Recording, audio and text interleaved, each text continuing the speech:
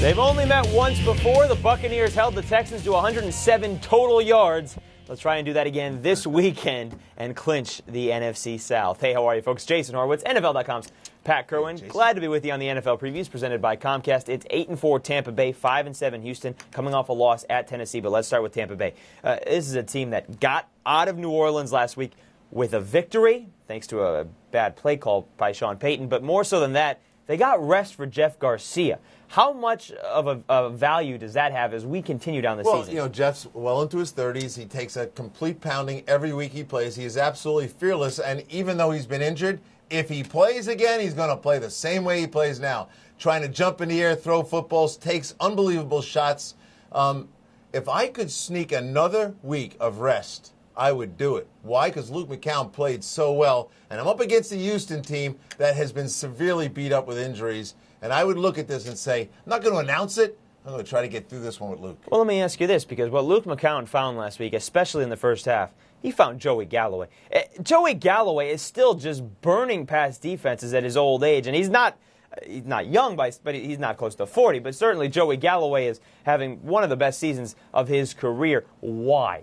Well, when I was at camp this summer, I was amazed to see how fast he still was. This guy had world-class speed coming out of Ohio State. He was a 4.2 guy. He has not lost it. He can still get vertical. All summer the story was, oh, Garcia doesn't have the arm strength to get him the ball. But Jeff did get him the ball. Luke McCown has the arm strength. They can get the ball down the field. This guy still glides across the grass. His feet barely touch the ground. On the other side, you've got Andre Johnson, who had a big part last weekend. He's back, and he's obviously a big part to the Houston offense. But they're taking on this Tampa 2 defense, which we talk every week. You're going to do the same thing every single week. You're going to take away the pass. You're going to bode the quarterback into throwing interceptions. And this week, most likely, it stays Rosenfeld's and not Matt Schaub. No, it will be Sage Rosenfeld's. Matt's going to be out, and so are 2 of the starting offensive guards. So now you have core problems. You've got where they want to throw from the midline. Rosenfeld is a midline passer, wants to throw from the drop-back position. Both guards are missing.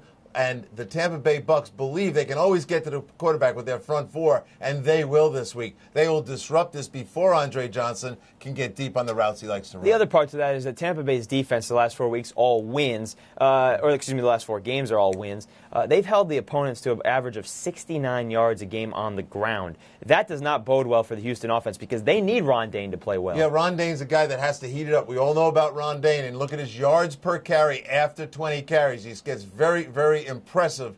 He's not going to get to that point this week because the Tampa Bay defense, as Jason points out, they're giving it up at 3.7 and actually better right now than they were back in September. So I think they're going to stuff Ron Dayne and force this into Sage Rosenfeld's hands, and I don't think that he's going to have enough time to do what he has to do. Tampa Bay win, clinches the NFC South. You like them to take the division? I like Tampa Bay to win this. A remarkable story. 2 years ago, they win the division. They come in last year, and they cite the history of the NFC South, saying whoever comes in last wins the next year. Jason brought it up all year long. It's going to happen. It's going to happen tomorrow. Tampa Bay is going to win this game. It would be the 4th consecutive year that the person who finished last in the NFC South finished first the next year. The Falcons should be excited about next year. Falcons should be very excited about next year. Or if they start going on a winning streak and Carolina hits the bed, maybe Carolina should be excited about next year as well. Folks, this game begins at 1 p.m. Eastern. And for more on this one or any other in Week 14, be sure to stay with CBSSports.com and watch everything else on the CBS Audience Network. For NFL.com's Pat Kerwin, I'm Jason Horowitz.